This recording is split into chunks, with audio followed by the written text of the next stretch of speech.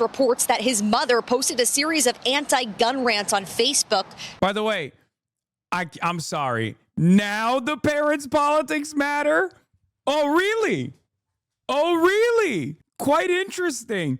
The parents' politics didn't matter with Tyler Robinson, but now the parents' politics is the most important part. Let me tell you, okay? We really got to figure out what the parents believe. Do not ask me what Tyler Robinson's parents believe. Anyway, getting back to Ken Klippenstein, who is profiling the shooter to try to arrive at like some kind of motive. His friends say he was most certainly, this is Jonathan Yans. His friends that have known him since middle school say he was most certainly an edgelord, an irony guy, one friend said. Edgelord is online speak for someone who likes to espouse edgy, nihilistic views. Asked about the inscription on the bullet, the friend said, Josh was an edgelord who wanted someone to get blamed. I think he tried his best to write something goofy to rile people up. Another friend showed me a Facebook post describing how John had flooded his friend's comment section with rape jokes. Playful shock humor, the friend said. John's profile on the gaming platform Steam showed the vast amounts of time he spent playing video games, particularly shooters, more than 6,000 hours on Rust, which, oof, red flag. Okay, that's, no disrespect to Rust, but bit of a red flag there, 3,000 on Team Fortress 2, 1,000 on Left 4 Dead 2. He even found time to play 3.5 hours in the past 2 weeks, the account shows. Among the dozen or so usernames he used, one was reading #impeachment. When I asked if this wasn't a clear reference to anti-Trump politics, his friends recoiled at the idea that he would sincerely and straightforwardly. Instead, they saw it as a part of his broader ironic persona, poking fun at the anti-Trump resistance types. Hanky Bob, clan tag. Users also played as Sam I Am. That said, one friend recalled that when Trump first came to power, Jan was not a fan, though he had contempt for mainstream politicians in general. His friends say he had more of a libertarian bent, with one recalling an interest in the libertarian figure Ron Paul. You know what's really funny about the ideological motives that people try to ascribe to, instances of political violence, like people who have engaged in acts of political violence, is that we have such a silly view of the average American, which I always point to when talking about the median voter. Identifying the politics of a median voter is a virtually fucking possible. Okay? It's just so silly because most people do not subscribe to straight ticket blue Dem or straight ticket right-wing Republican voting. Okay? There is more consolidation ideologically within the right as opposed to the liberal side of things, for sure. But having said that, even then, it is virtually impossible to understand what the average American, especially the average American that doesn't vote, even though he is eligible to vote, is genuinely impossible. Okay? It is incoherent. There are many people in here that if someone from the outside was looking at your social media profiles, they would be like, what the fuck does this guy believe? I don't understand it. I can't associate it with any sort of like mainline established political ideology. Okay? Still, the friend who recounted Jan's dislike of Trump insisted that there was at least a kernel of seriousness to the username. If it was ironic, it's half irony, where you're half kidding, half serious, just in case, he said.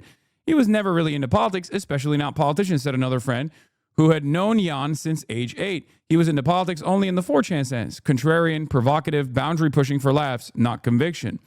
4chan, the anonymous message board where provocation and irony are the coin of the realm, was apparently one of Jan's favorite haunts. His abrasive humor is where his friends describe his opinions on him diverge the most, with some describing it as amusing, but others as grating, especially as his online persona bled into real life. I mostly stopped talking to him when he took his 4chan irony stuff into daily interactions, one friend told me. He was becoming unbearable. Once he dropped out of college, he had no obligation to be social, and none of us reached out due to his edgelord behavior. Oh, my Lord. This is, what's really funny? A lot of mainstream voices, especially on the right, constantly are now trying to point the finger of blame at like edgy nihilism and like political violence in my direction. And so much of what I try to do is to snap people out of this.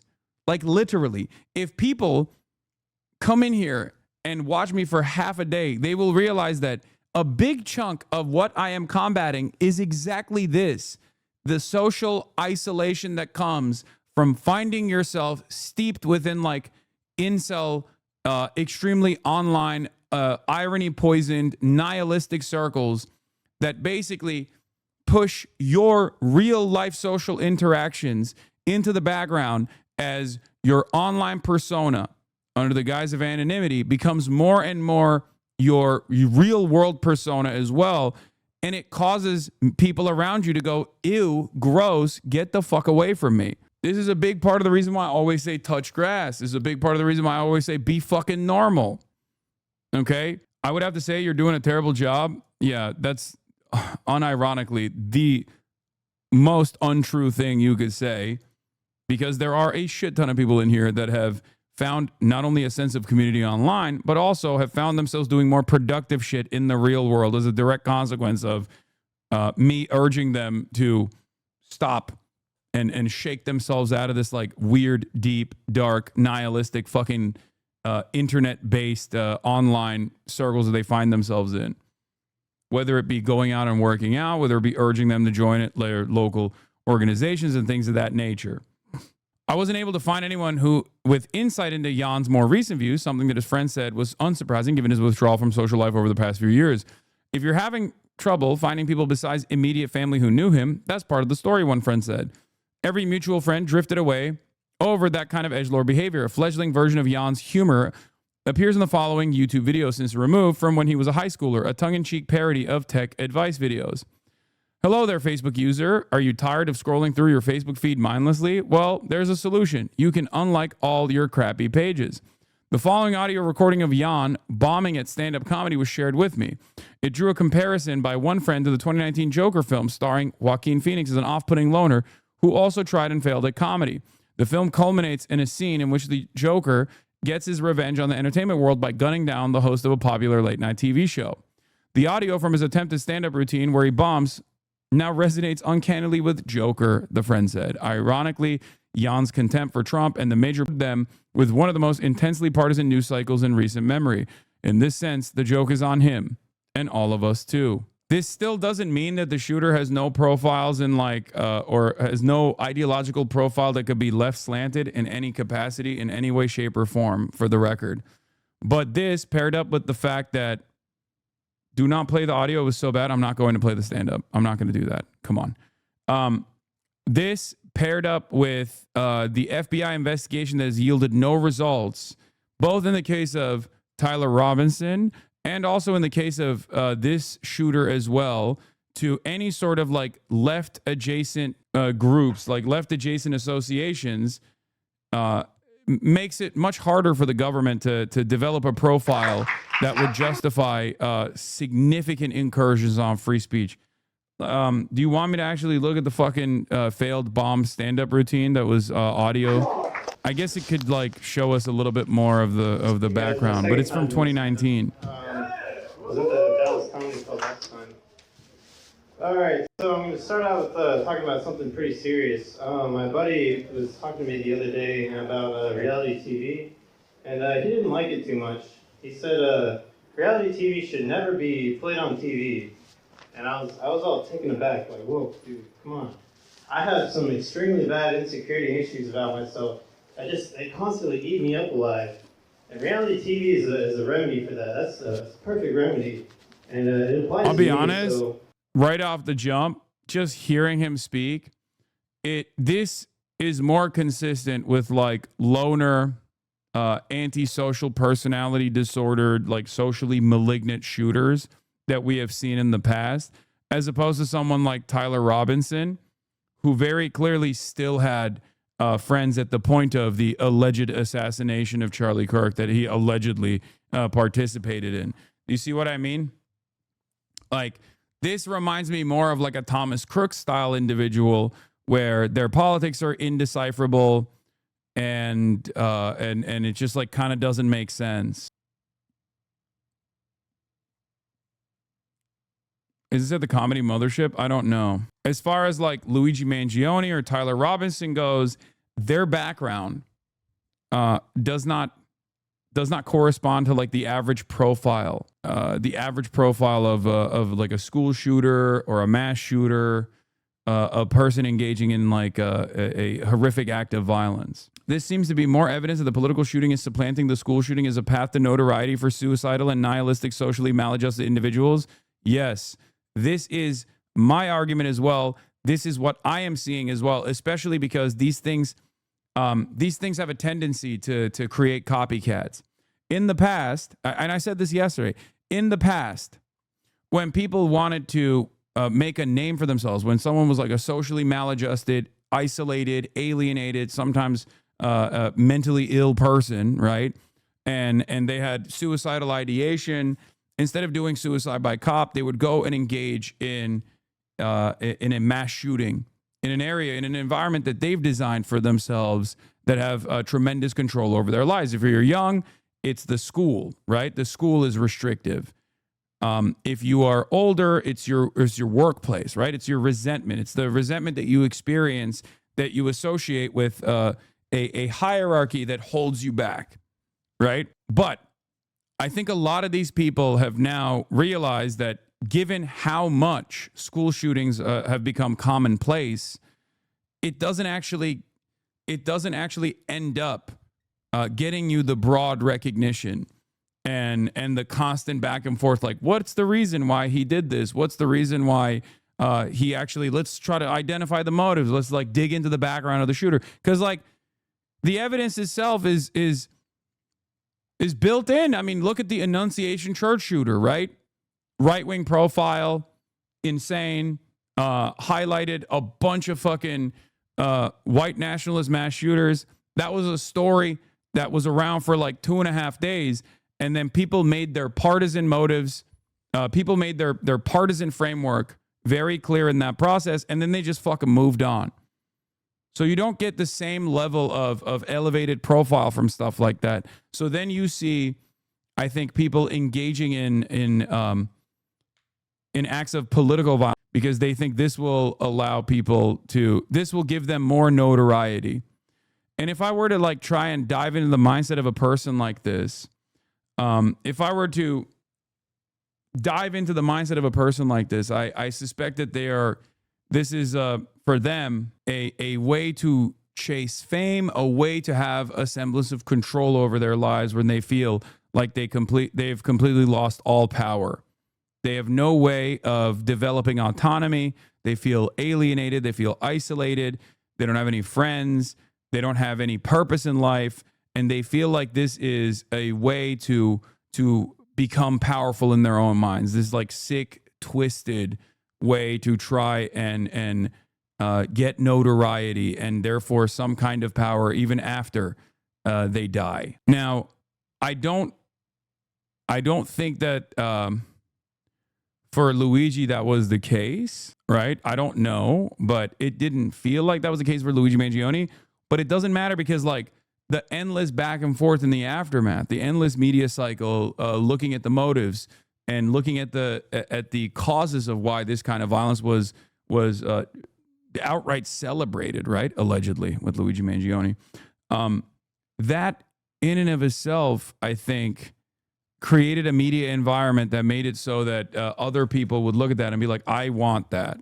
Like, I want that for myself. I want this kind of fanfare, or I want this kind of endlessly diving into the background of someone like me, little old me, becoming high profile, which of course is genuinely worrisome for two different reasons. One, because it's just yet another, like the more high profile shootings take place and the more this kind of violence we are desensitized to, the more people will try to increase the intensity in the aftermath of that, especially if people in positions of power feel fearful. They will greatly clamp on those who they believe are responsible for this kind of radicalization. And it'll never be the systems themselves that are radicalizing people. It'll never be like the cost of paywalling healthcare for many Americans that universalizes that experience for them. It'll always be people like myself. You know, it'll always be a media figure that played a role in this. And for the Republicans, it's very clear. It's not just people like myself either. It's also the Democrats as a whole. It's anyone that considers what Donald Trump is doing to be Nazi behavior, fascist behavior. Do you see what I mean? And they will do everything in their power to stamp out discontent. People have been chasing fame or infamy of the Columbine boys for years. Everyone still remembers their names. People won't remember Solomon Henderson in 20 years. Yeah, the irony, of course, is that the increasing frequency of these kinds of violence, these kinds of violent incidents, also leads to an overall desensitization to these kinds of violent incidents. And therefore, it causes people that are chasing infamy by engaging in this incredibly violent act to not even get that infamy anyway. So, as one note, we already watched this. Here's what the Fox News narrative was earlier today, though, even before the new FBI press conference that we watched. Standing by. First, let's go to Brooke Taylor reporting from Dallas. Brooke. Hi, Harris. Well, first, we have new information right now coming in from the FBI Director Kash Patel, who says that officials have been working around the clock 24/7 to go through this shooter's phone and find a possible motive. And what they found is pretty shocking. We want to pull up this post on X. This was posted again by FBI Director Kash Patel just in the last hour. He says the perp downloaded a document with a list of DHS facilities. He conducted multiple searches of ballistics and looked up the Charlie Kirk shot video in the last 2 days leading up to the shooting. According to the FBI director here, the shooter also searched apps that track the presence of ICE agents. And listen to this. Yeah, by the way, who in the United States of America didn't look up the Charlie Kirk shooting? Like, that in and of itself is the dumbest part of this story, where they're trying to tie this back. It's like saying, wow, a shooting took place on, I don't know, 9/20/2001, and the shooter actually had looked up 9/11. Yeah, no shit, they looked it up. It was the major news. It was the most consequential news story for the fucking week. It still is. Yeah, I can't believe he looked up the Charlie Kirk shooting. What a strange thing. It's probably the most normal thing that the shooter did that week. He says that there was a handwritten note that was recovered that said, quote, hopefully this will give ICE agents real terror to think, is there a sniper with AP rounds on the roof? The FBI also released a picture. Yeah. Micah Irvin says, breaking, FBI Director Kash Patel has released the private messages of the Dallas immigrant shooter. Close friend, hey, Chuck Schumer and Hakeem Jeffries have radicalized me to do violence against ICE. I remember you mentioning this at our last Antifa meeting. Will you be committing the act in solidarity with the Democrat Party? I'll be aiming at ICE officers, but I'm cross-eyed, so wish me luck. Sounds good. Also, I'm trans, as you know. Like, that's what it feels like. That's what it feels like. That's what it feels like. The way that the FBI is like, wow, we have found some serious stuff here, guys. It seems that the shooter was a straight ticket Democrat, okay?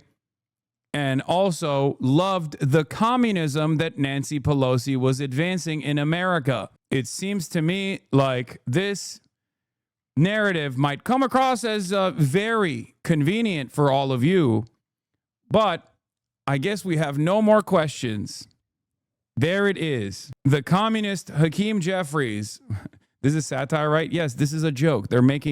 This person is making a joke about the silliness that the FBI is presenting in terms of like ascribing a motive to the suspect who killed himself. Of anti-ICE messages written on rounds that were found next to that shooter. Officials say this attack was a result of dangerous anti-ICE rhetoric.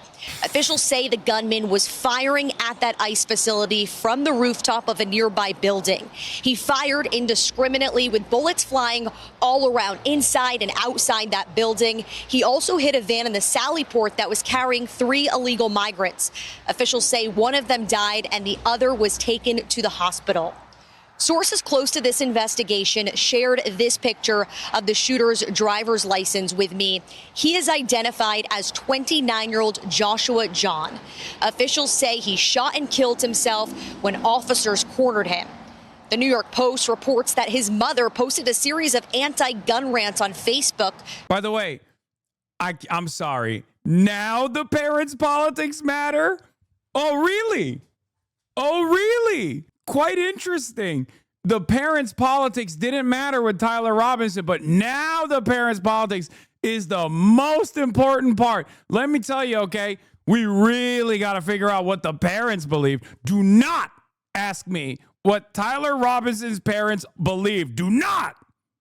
That is irrelevant. That is irrelevant. And by the way, the parents were mad at the politicians. The mother was mad at the politicians after Uvalde, which was a universal experience for all Texans. That's what the fuck they're talking about here. Okay? They're like, wow, the parents experienced discontent towards their Republican administration. After what incident? You might be asking yourself, if you're at least like a little bit skeptical of the fucking narrative that they're designing here on Fox News and on right after fucking Uvalde, which was, again, not an uncommon moment of anger towards all of the politicians that many Texan parents felt were responsible. Just a few years ago, those rants were aimed at Republican lawmakers, including Senator Ted Cruz, who spoke here at this press conference yesterday. Politically motivated violence is wrong. It was 2 weeks ago today that we saw a political assassination in Utah that tore the heart out of much of this country. Is saying all Texans not a bit of a broad stroke? Do you not remember the aftermath of Uvalde? Do you think that Republican Texans in the aftermath of Uvalde weren't mad at the cops and also the administration as well? It was a spectacular failure of epic magnitude from all parts of the government, from the inability of the cops to do anything about it, all the way to the way that the politicians in Texas, like the local politicians in Texas, messaged around the issue. It was universal. It was universally felt, the anger and resentment, for different reasons, but there was definitely a lot of fucking frustration. Yeah, 377 cops sat outside the school for 77 minutes, man. What are you talking about? You think fucking Texan parents weren't mad? There were literally parents of Uvalde kids that basically infiltrated the school themselves, took matters in their own fucking hands because they saw that cops weren't doing shit.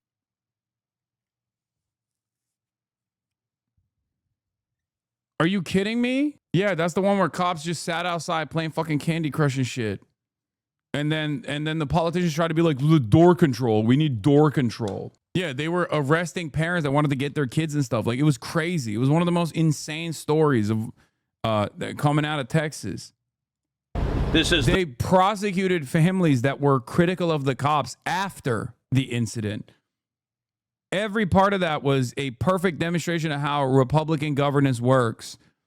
And it created a lot of anger amongst both the liberals in Texas, but certainly the Republicans and the apoliticals of Texas as well. The third shooting in Texas directed at ICE or CBP. This must stop. And at the same facility, there was a bomb threat in August. And then in July, a police officer was shot in the neck in an ambush-style attack outside of an ICE detention facility here in Alvarado, Texas. But Harris, there has been a lot of questions about what the motive is. And I think weren't those dudes vets too? The ones that did that? That didn't get a lot of coverage in the media because I think that they were fearful that that would invite copycats too.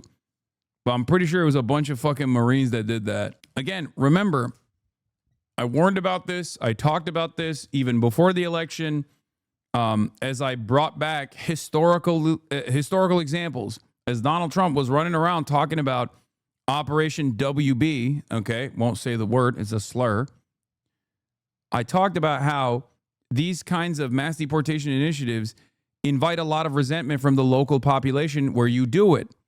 And people who might be previously Republican, people who might have voted for the party in charge to do these sorts of things, once implemented, will have a very different attitude.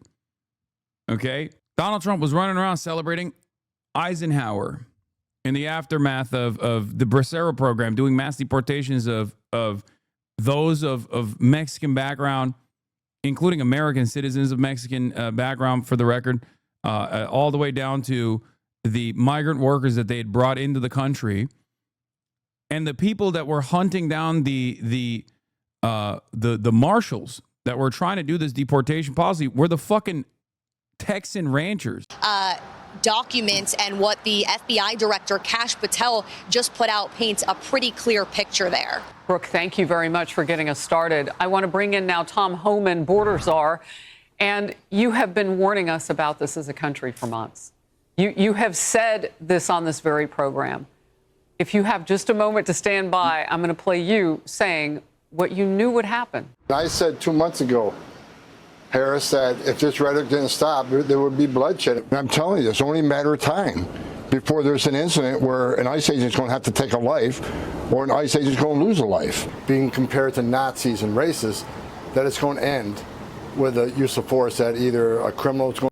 I think one of the quickest ways to not be compared to the Nazis is to not do Nazi shit, by the way. Like conscientious objectors, demands from within to say like, hey, what we're doing is actually unconscionable and wrong, because it is, right? But instead, they are going to stamp out discontent. That's what they're going for. They're going to keep up the brutal enforcement of mass deportations, and people's resentment is going to continue growing towards these mass deportation initiatives because they are objectively violent. And anyone that actually experiences anger against this kind of thing for watching their neighbors get ripped apart from their families by masked agents of the state that are simply following orders, okay? They're going to be like, that's some Nazi shit. What the fuck are you doing? And then they're going to come and arrest you, too, for saying that's Nazi shit. Going to die or an officer's going to die. By the way, he says, oh, this is only going to lead to ICE officers like murdering someone. It already has, for the record. It has. It's going to end up with a loss of life. And it's not over. I mean, Says you law, it's very rare to see people call you Nazi, but anybody, including especially the most insane people ever, can go online and call you a Nazi. Says Marxist love. What do you mean? I don't think you are around normies at all. Normies don't like this shit, dude. It's very obvious. Also, calling your fucking political opponent a fascist or a Nazi, especially post-World War II, is quite literally one of the most common things that people do. I would go so far as to say that normies experience this kind of discontent towards the administration and are more willing to say this is fascist, this is unacceptable, than people calling me a fucking terrorist in the real world as opposed to online. Especially because the fault lines in which people call me a terrorist are on an issue that has swung societal attitudes dramatically in my direction. Can you imagine an average person turning around and being like, oh, you oppose Israel's genocide? You're a terrorist? Especially now? In broad daylight in public? Nobody's fucking doing that. That's ridiculous. rhetoric has to end. So rhetoric needs to be tapped down or you're going to see more bloodshed. I called it 2 months ago, and unfortunately I was right. Once again, the question I have is this. Do you think the average person looks to what the administration is doing with these mass deportations and goes, I thought these were, rapist decapitators that were getting apprehended. I'm only seeing a bunch of dudes that work in the fucking fields and dudes getting packed up at Home Depot for wanting to work a construction job for pennies on the fucking dollar. Where are the serial killers that you guys, this is fucked up. I see that a lot more common. What do you think is more common in the normie sphere? People looking at that and going, that seems like some fucking Nazi shit. Or people running around being like, oh, you oppose Israel? You're a terrorist. What do you think is more common? Discontent towards the administration for specifically its mass deportation policies, or discontent towards those who criticize Israel for doing a genocide. Look no further than the polls to realize that the popular support is both against the administration on ICE and also against the administration and its unlimited loyalty demonstrated to Israel as it conducts a genocide. And then now the new chapter of a detainee being the person who was killed and another detainee, a couple of them wounded in all of this. Your first reaction? I wish I was wrong, but I've seen this movie before. I've been doing this here since 1984. I got over 4 decades doing this job, and I've seen this movie before. I've never seen it this bad, but you know, the rhetoric is what's causing all this hate, and it convinces that small percentage on the left that hate ICE to take action. When they have a congressman or someone that ran for vice president of the United States comparing ICE to Nazis, that gives some of these nuts and emboldens them to take action. And there's been 3 shootings in Texas alone. There was a gunman that showed up at a Border Patrol facility and started shooting at them. He picked the wrong facility. He picked a SWAT facility, and those officers ended up taking his life. Then there's a shooting just south of Dallas where they attacked an ICE facility and 1 officer was shot in the neck. Then this latest incident. This is based on hate that's being fueled by the media and members of Congress and governors and mayors. You played it on your show. We got to stop. ICE agents are enforcing the law Congress enacted. If you don't like what ICE is doing, then go tell Congress, because they wrote the laws that ICE is obligated and took an oath to enforce. They're making this country safe again. Every day they take a public safety threat or a national security threat off the street, it makes that community safer. All these politicians and mayors and governors should be calling President Trump and thanking them for making their community safe again. You know, the president has been talking about the high numbers of people that you all are looking at, and this was a processing center, or is, in Dallas, and that's kind of the last step before many of them will be kicked out of the country because they came here illegally. Again, they can't even speak to the humanity of those who were shot and are critically injured or killed. Because if they do, then all of a sudden it's like, well, you were chaining them. You know what I mean? It's so crazy. It's such a strange environment that we're in, where like this dude ended up shooting and killing a detained migrant. This dude ended up shooting and killing a detained migrant that was like kidnapped by ICE. And because on the one hand, the higher priority here is to justify that mass apprehension, mass detention, mass kidnapping initiative, you can't recognize the humanity of those who were slain. But also on the other hand, you want to really hype up this incident of political violence. And a part of that requires you to talk about the humanity of those who were slain. There's 2 different priorities here. On the one hand, they want to fucking stamp out any sort of political dissent, and therefore they want to make this like a broad leftist initiative. But on the other hand, because the people that this dude shot and killed were detained people who deserve the violence in the eyes of the administration, right? Maybe not that degree of violence, but even if that degree of violence does take place inevitably when they're in like an El Salvador detention facility or whatnot, it's still justifiable in their eyes because like they came here illegally. What are you talking about? They're clearly obsessed someone was killed. Really? When someone is killed, you turn around and go, they're an illegal alien. We are so sad that this illegal alien that we detained and basically put in chains was murdered. It feels like that's a bit of a conflict there, no? Those numbers, are they higher than what we thought? Like, where are we in the numbers of people that you are looking for right now? Well, look, last time I looked, we're at about 600. I agree with the czar. This won't end well at all. Once the left gains power, the right will be the one shooting for not agreeing with the way since things are handled. Not good for anyone, to be honest. I like that we are just avoiding talking about the current existing system of violence that's taking place.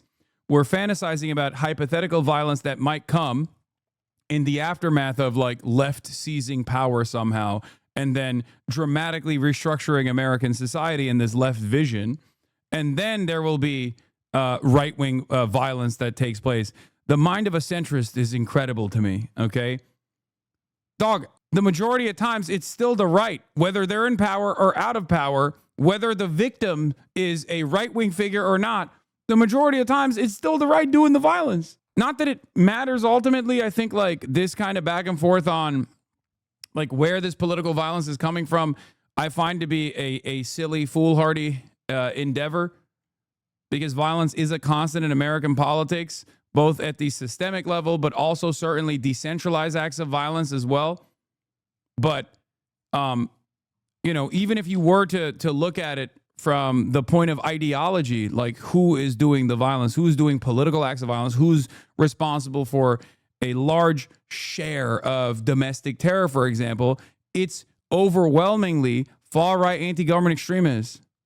100,000 illegal aliens with a criminal history to this nation, mostly because of sanctuary cities. So they are the priority, right? Mm-hmm. So we're looking for them first. Worse is always first, but in sanctuary cities, if they're going to force us in the community to find the bad guy, and we find them with others, they're coming too. So sanctuary cities are... It turns out in the absence of like a unified left opposition that is like very well organized and engaging in acts of like labor militancy, for example, or even engaging in acts of violence as like the KPD did during the Nazis' rise to power, it turns out that the right-wing administration in the United States of America will just invent one.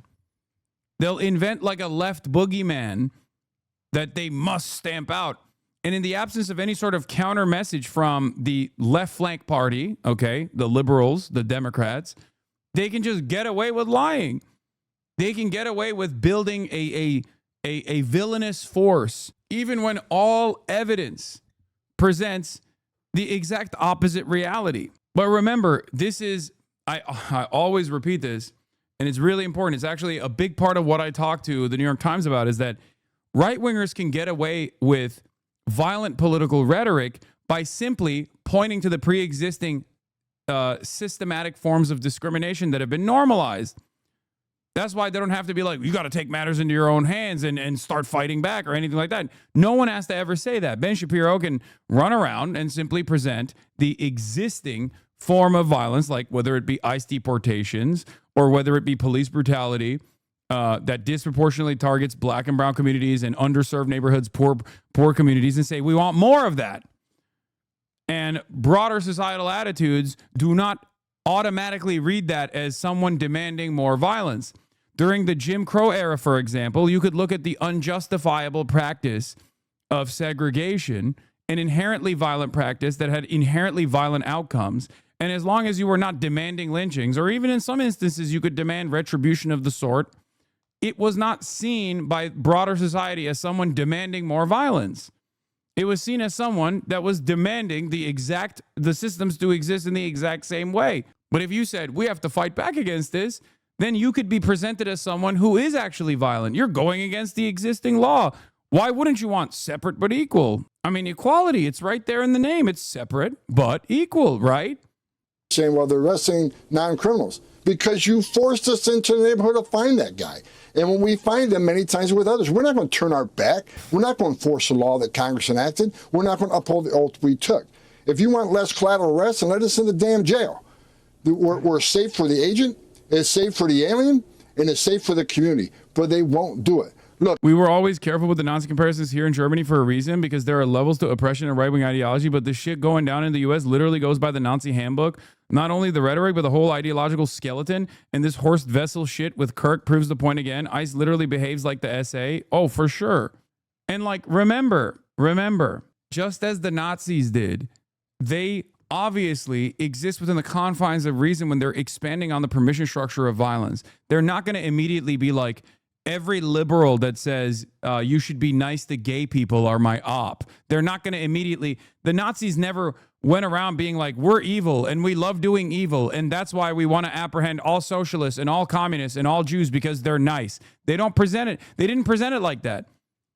They went through a process of steady dehumanizing and really escalating the tensions, claiming that these guys were actually responsible for so much terror, so much bloodshed, that the communists were an extremist force that was causing so much terror in the hearts and minds of the public, and they must be excised with state violence. right?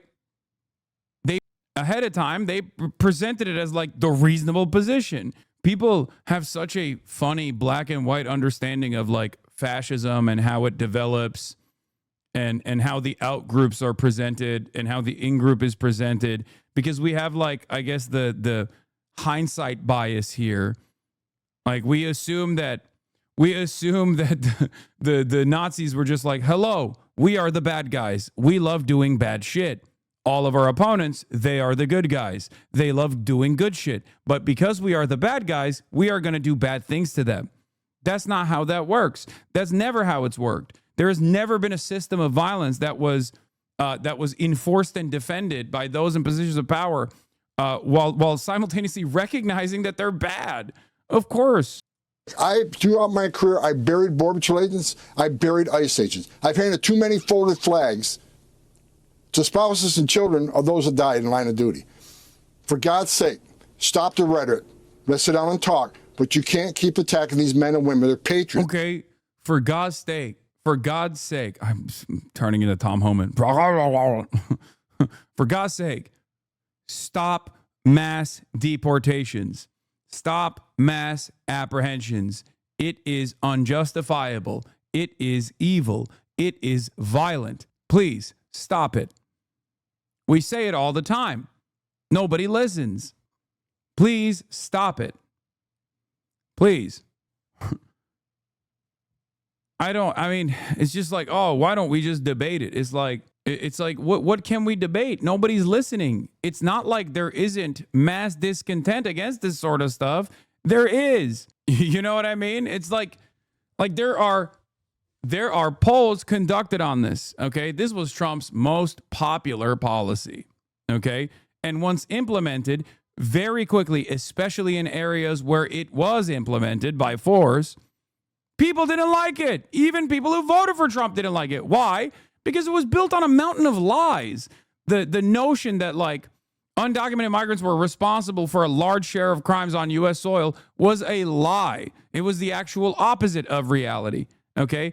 And the extra silly notion that when these undocumented migrants were doing crimes, that they would not get apprehended and subsequently deported in the previous woke administration was such a fucking laughable lie that I'm shocked that people even entertain that, even for a brief moment. Like, what an insane thing. All the cops, all the ICE agents, all the people, the Biden administration were like, oh my God, are you a Guatemalan migrant? Well, we caught you red-handed. You decapitated children. But we simply can't do anything about it. You're free to go and decapitate more children. Like, that's an insane fucking narrative. That is an insane narrative that they designed. And in the absence of no pushback from the left flank, in the absence of no pushback from the Democrats ever on these silly ass fucking narratives, of course, the administration came to power and was like, there's the serious thing happening. There's the serious thing happening. Guatemalans are mass decapitating children. We have to fucking deport all these serious criminals that were previously left undeported by the woke Brandon administration. Okay. And then people very quickly realized that was not the case. Why are you deporting a gay Venezuelan barber? Why are you deporting a guy who's just working construction, who's a fucking union member? Those guys didn't do shit. I thought this was the violent rapist decapitators that were being deported. Turns out none of these motherfuckers have done that. None of these motherfuckers have done that. So when people realize that that's just a lie, they get resentful. They get angry. They go, oh, okay, well, I was duped. It's a very hard thing for a lot of people to come to terms with, by the way, right? There's this attitude of sunk costs, or there's this cult-like attitude almost where you just cannot come to terms with the fact that you were duped. Nobody wants to feel stupid. Nobody wants to feel silly. Nobody wants to feel like they were made a fool of the administration. So some people do double down on it. But many others, once they actually see the policies of deportation in their neighborhoods, they very quickly grow distaste for said policies. They very quickly realize this wasn't what I thought it was going to look like. And when that happens, they turn around and they say, fuck ICE. I don't want this to happen. This is ridiculous. They experience buyer's remorse. And when they experience buyer's remorse, they go out and they protest. first they call up their congresspersons. There is no ability to actually make your congresspersons listen to your quite reasonable demands, obviously. There is it seems like we are just unilaterally being controlled by the White House at this point. So much for the separation of powers. It doesn't fucking really exist anymore. Trump can do whatever the fuck he wants, and people just kind of go along with it, right? So then that discontent grows, that anger grows, that resentment grows, and then the protests grow. And then people say, fuck ICE. More and more people start saying, fuck ICE, fuck the administration, fuck Trump. You're behaving like a Nazi. And in that process, under a normal theoretical democratic governance, right, the people in power are supposed to look at that discontent and go, oh shit, we're losing the broad popular mandate that we won. Okay, even though they didn't really win broad popular mandate, obviously. But we're losing even our own fans here. We got to do something about it. We got to change our attitude. But as long as they don't do that, and they just keep focusing on those who are saying fuck ICE or those who are saying fuck this administration, this is not democracy, as long as they try to silence those people, the discontent will only continue to grow. Their moms and dads too. And I want to see every one of them go home to their families every night. And I pray for. It doesn't help that people come into terms with being wrong when liberals go around and scold them and say, see, I was right, stupid, and you deserve what you voted for. That's why I don't do that. That's why I don't do that. I never do that. I don't do that about Israel. I don't do that about anything because that's not productive. Okay? That's not a productive way to approach this situation. We need the numbers. You shit on everyone. What do you mean? No. When have I ever shat on someone who has experienced a change of heart? As a matter of fact, I even yelled at liberals in the immediate aftermath of the election that turned around and said, oh, now I'm calling ICE on my neighbors that voted for Trump that have undocumented relatives. I said that was ridiculous. I said that they were playing the role of little fascists. I talked about the hypocrisy. I talked about the violence that they take on and how little they clearly gave a shit about this kind of violence taking place. I know people were being passionate, tensions were high and whatnot, but I've told you over and over again, having a principled stance on these issues and wanting to make change in a society that refuses to change, in systems that refuse to actually to change in the positive direction, you need all the numbers. You need all the numbers you can get. That's why I always try to preach to this audience to be more tolerant of those who in the past have exhibited intolerance. Right? Argument is a big part of my advocacy. You can be a little bit critical of people's intentions as, attitude shift, especially those with a lot of influence, right? Having said that, however, it's still important, especially when you're talking to regular people in the real world, it's still important to be as accepting of those who have actually changed their minds on these sorts of things, no matter how vicious they might have come across initially, because we need them. We need them. We need everyone. And I pray for the safety of those we're looking for. No one needs to die. There's no death sentence here. Let ICE do their job. Let them take... Yeah, go ahead. I'm sorry. No. I wanted to just give some receipts for what you're saying. So there have been 9 notable anti-ICE or anti-CBP attacks, acts of violence during President Trump's second term. And just last week, violent protests, and this is the video after the scroll that I wanted to show. Just last week, violent protests broke out at an Illinois... Look at this. Look at this. They're like, oh, violent incidents, okay? And some of them are violent. And then others are literally just like attacks by rocks and sticks. That's crazy. Gaia, please. Go, lady. Go, lady. You are requested. Your presence is requested. Good girl. Good girly. Anyway, as I was saying, it's crazy to look at the asymmetry here, right?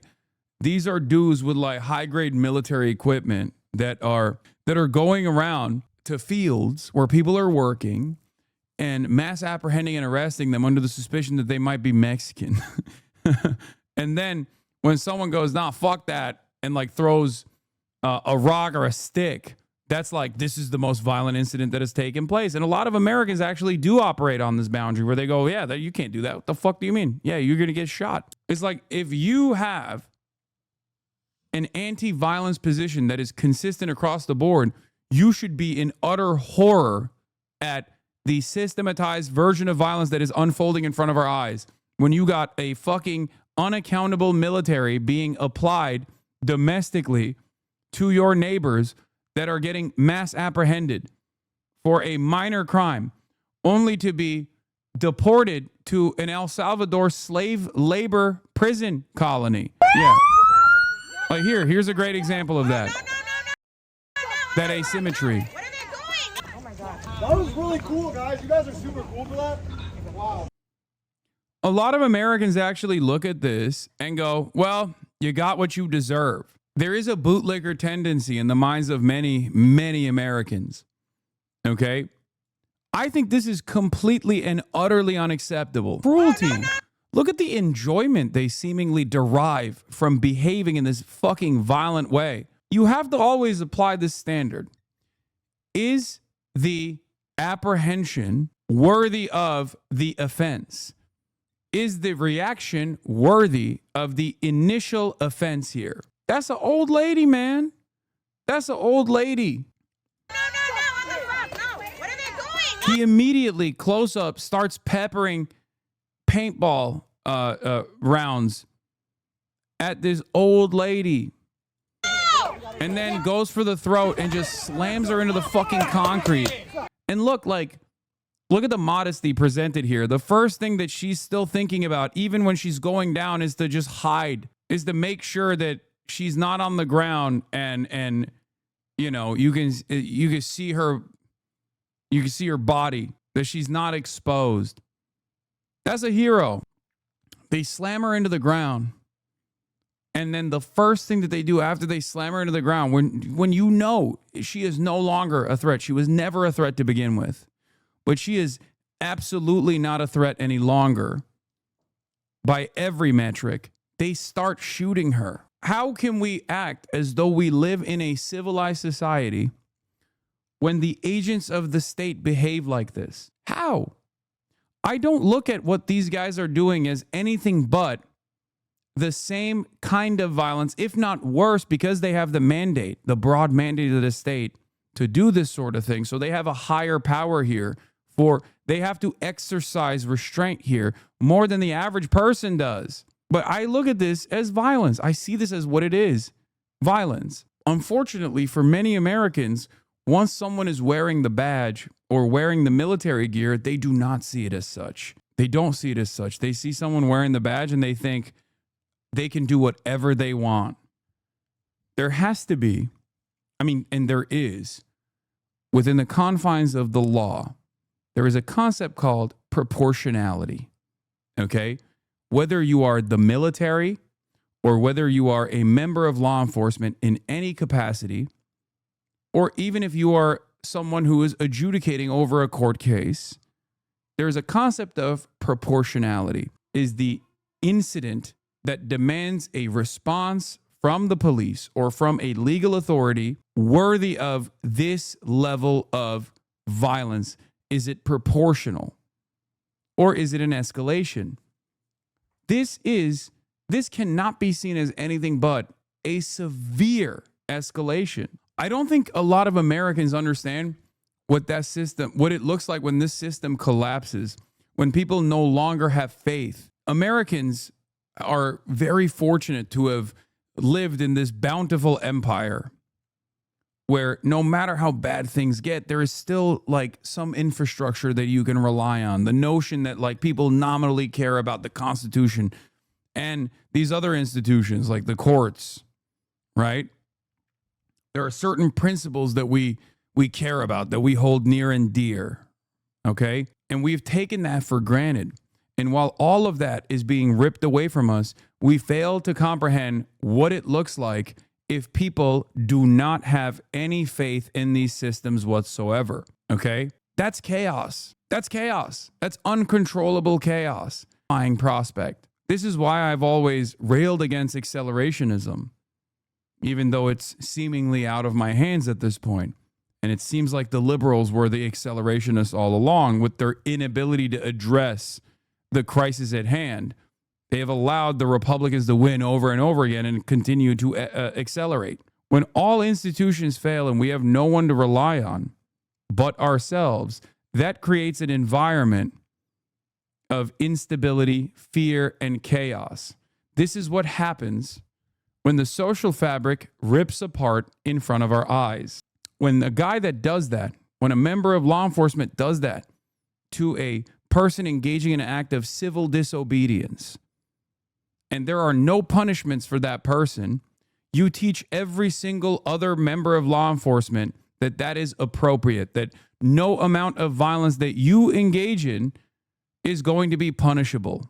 And when they keep doing this over and over again, and no punishments come from these other institutions that are supposed to issue punishments, people lose faith. People lose faith in the systems.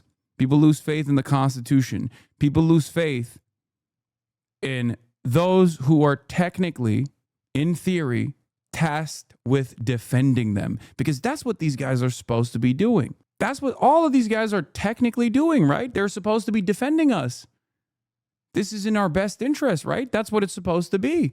Do you feel like any action that you saw, whether it be the people that are detained inside of this unmarked van, or the way that they escalated, the way that they shot and brutalized this person engaging in an act of civil disobedience, did any of that feel like it was done for you? Did that feel like, did you feel like you were protected? Not to say I agree with the counter, is this level of action deters future action? No, it doesn't. It doesn't. It never does. That's the problem. Because as long as these issues are left unaddressed at the legislative agenda, as long as these issues are left unaddressed by those in power, the discontent grows. This actually invites tremendous resistance, because there is a level of discontent that people will, a level of stress that people will abide by as long as they have some kind of firm commitment that it might not be perfect, but the government still is there to keep things in order. Once you completely lose confidence, born out of behavior exactly like this and the lack of accountability that you see from these institutions that are supposed to be defending your best interests, you lose faith. And when you completely lose faith, there's only two ways out of that. You lose faith and you continue protesting and you continue trying to make the government listen to your demands. And the government can either cave and say, you know what, you were right. After a period of unrest, we have decided that we have to take action and we have decided we're going to go in a different direction. Or actively increase the suppression. They actively increase the repression, prosecution of political opponents, mass apprehension, the erosion of the First Amendment. And it terrifies me that we're moving in that direction. It terrifies me that the administration is setting up the stage for prosecution of all political dissidents. They will act as though it is people like myself, people like yourselves, organizers, activists, that are the reason why people are out in the streets, and not because they see armed, masked agents of the state in unmarked vans kidnapping people. That's not what's pissing people off. It's actually the commentators that are really signaling that this is wrong.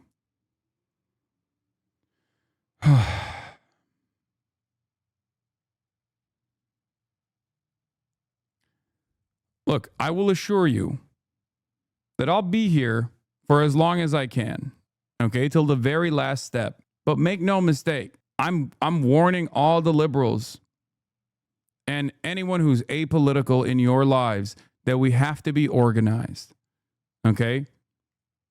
We have to be organized because I don't see this going in a positive direction. Luckily for us, the administration is somewhat responsive still to backlash, but there are certain agendas, there are certain agenda items that they won't let go of no matter how unpopular it gets, whether it be Israel, and our deep loyalty and commitment to continuing Israel's genocide, or whether it be mass apprehensions of people. I guess the only thing that I can hope for is how incompetent they are, because their demands for purity in the form of loyalty in the administrative state has created an environment where the people who are actually in control over these institutions are so unimaginably incompetent that they end up enforcing petty grievances perhaps far too quickly,